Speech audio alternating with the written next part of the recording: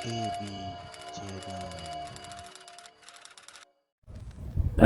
Peristiwa pemecatan Anwar tahun 1998, pada tanggal 2 September 1998 di kediaman rasmi Timbalan Perdana Menteri ketika itu. Hanya seorang je menteri yang hadir untuk menyatakan sokongan dia kepada Datuk Seri Anwar Ibrahim. Dan orang ini tidak lain tidak bukan ialah Muhyiddin Yassin. Ini ramai orang tak tahu ni. Sebenarnya Muhyiddin tu ialah orang Anwar Ibrahim. Orang yang paling rapat dengan Anwar Ibrahim, antara menteri kabinet yang dipercayai oleh Anwar Ibrahim.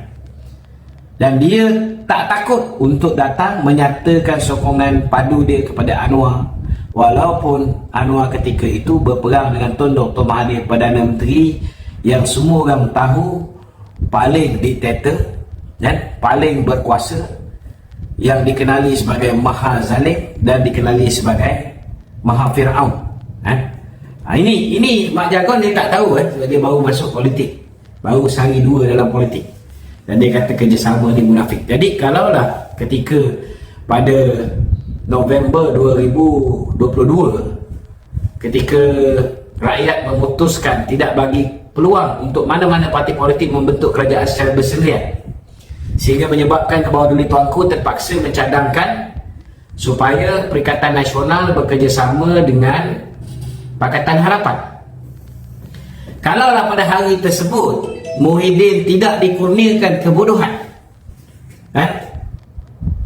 kalaulah tiba-tiba pada hari tersebut Allah Ta'ala kurniakan kebijaksanaan kepada Muhyiddin, daripada kau jadi kluster mahkamah, lebih baiklah kau ambil jawatan Timbalan Perdana Menteri. Lagipun parti kau cuma dapat nombor 2 kursi terbanyak, nombor 1 kursi terbanyak dapatkan Pakatan Harapan. Parti Anwar Ibrahim 82 kursi, parti kamu cuma dapat 73 je ketika itu. Kalau ketika itu nak tanyalah dengan Mak Jagon ni, kalau ketika itu Muhyiddin dia fikir tentang Islam, dia fikir tentang orang Melayu, katalah ketika itu dia fikir tak apalah aku dapat Timbalan Perdana Menteri pun tak apa, janji ini kerajaan ada lebih 2/3 orang Melayu Islam di dalam kerajaan tersebut. 74 orang, bermula 73, menang di Padang Seraya 74, campur dengan 29 orang Islam ahli parlimen dalam Pakatan Harapan. Maknanya ada 103 orang Islam, hanya 53 bukan Islam. Kalau ketika itu tiba-tiba Muhyiddin diberikan kebijaksanaan untuk memikir Islam dulu, memikir tentang Melayu dulu, berbanding dengan dia punya nafsu serakah dia nak menjadi Perdana Menteri. Saya nak tanya dengan Mak Jagon, adakah dia akan kata kerjasama antara Perikatan Nasional dengan Pakatan Harapan adalah kerjasama mudah? Sebab Muhyiddin ini bukan setakat anak murid, dia anak didik Anwar. Anwar Ketua Pemuda, dia Esko. Anwar Timbalan Perdana Menteri, dia pernah menjadi menteri, dia pun pernah menjadi menteri besar. Jadi cakap tu biarlah pakai otak sikit, jangan ikut cakap sesuka hati mengikut kepala lutut dia. Dan hari ini telah terbongkar rupa-rupanya ketika lockdown itu habis macam-macam skandal wujud, jana wibawa lah, duit judi lah, dan duit inilah dijadikan modal untuk memastikan kemenangan mereka di 74 kursi parlimen dalam pilihan raya umum yang ke-15. Dan duit ini pula digunakan untuk memenangkan di 3 buah negeri dalam pilihan raya di 6 buah negeri baru-baru ni. Inilah realiti dia. Selagi Datuk Seri Anwar menjadi Perdana Menteri, selagi itulah mereka takkan duduk diam, mereka akan buat kerja macam kerengga. Mereka akan buat kerja cuba menjatuhkan negara ni, cuba menjatuhkan kerajaan. Sebaik saja Muhyiddin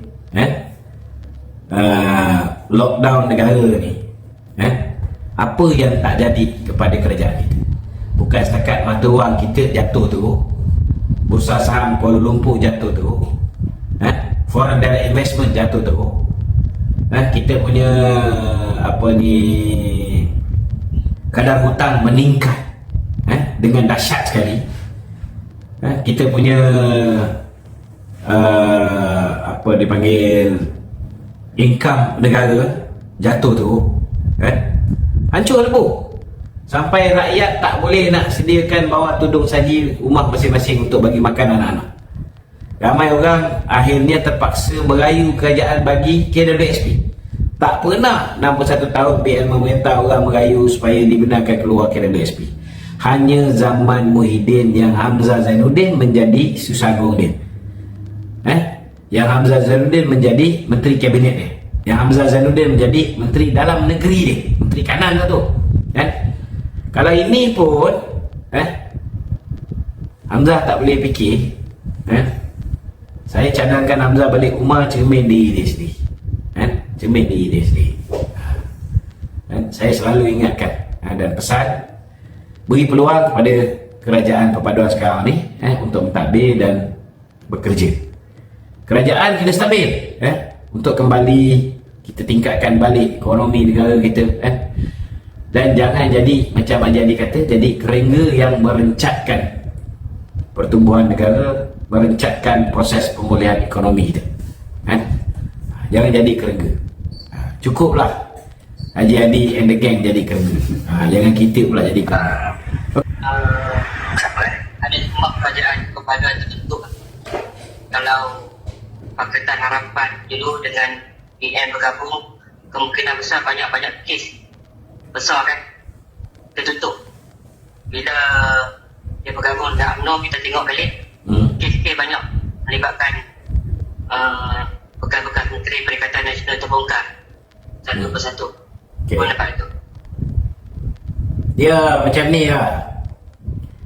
Bila time Muhyiddin dengan Mahathir memerintah, dia telah melakukan apa yang dipanggil sebagai pendakwaan terpilih. Betul? Setuju tak? Setuju. Okey. Bila time dia orang dah tak memerintah, kerajaan baru pula, bila terbongkar semua sekali cerita-cerita yang dia buat sepanjang tempoh dia menjadi pemerintah, terutamanya ketika darurat dengan meluluskan projek Jana Wibawa, dengan meluluskan tambatan banjir, dengan meluluskan judi daripada 8 kali pergi ke 22 kali. Maka sangat munasabah lah kes ini satu persatu terbongkar. Tapi bagi saya sebenarnya banyak kerosakan yang dia dah buat sepanjang tempoh lebih kurang 33 bulan mereka memerintah ni, tapi masih banyak yang kat luar sana tu masih lepas. Bagi saya kajian hari ni sepatutnya dah banyak dah dah banyak dah buka kes-kes yang melibatkan puak-puak yang korup ni, tapi hanya segelintir saja yang baru didakwa. Itu pun ada yang disebabkan kertas pertuduhan cacat pun boleh lepas. Contohnya macam Muhyiddin ada 6 kes, 4 dah digugurkan. Itu yang sekarang ni pihak Jabatan Peguam Negara yang baru ni telah melakukan apa yang dipanggil sebagai merayu di peringkat Mahkamah Rayuan pula. Jadi bagi saya what you do, you will get back. Itu je lah. Saya berani komen lah sebab bila kita anyai orang, dia tak sedar satu hari nanti bila orang dapat tahu tentang kemungkaran-kemungkaran yang dia buat, orang lain pula buka. Orang lain pula. Contohnya macam dia orang ni, dia bangga bagi duit kepada pengundi dan sebagainya, dia tak sedar pengundi itu bukan semua yang belah dia. Ada yang belah BN, ada yang belah PH. So bila dia orang ni terima duit, dia orang setuju bagi pengakuan kepada pihak SPRM dan sebagainya, maka akhirnya Mahkamah memutuskan supaya pilihan raya di Kuala Terengganu dan juga pilihan raya di Kembangan ni diadakan semula. Cuma yang peliknya kalau Mahkamah mengesahkan dua orang manusia ini, dua orang calon PAS ini merasuah pengundi, tetapi kenapa dua orang ni tak didakwa di Mahkamah? Dan yang lagi pelik, dia orang dua orang ni boleh bertanding semula. Seorang dah confirm bertanding dan menang pula. Jadi apa guna apa guna kita pergi tangkap orang yang merasuah ni, lepas tu kita benarkan dia bertanding semula, dan dia boleh jadi ahli parlimen balik. So di mana nilai integriti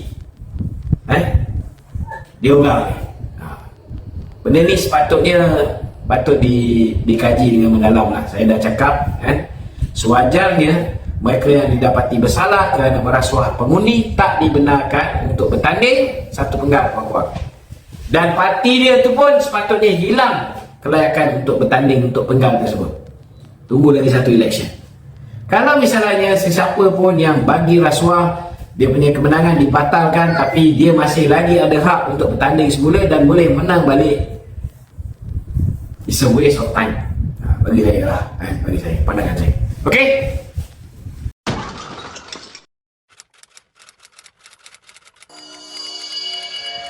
AB channel.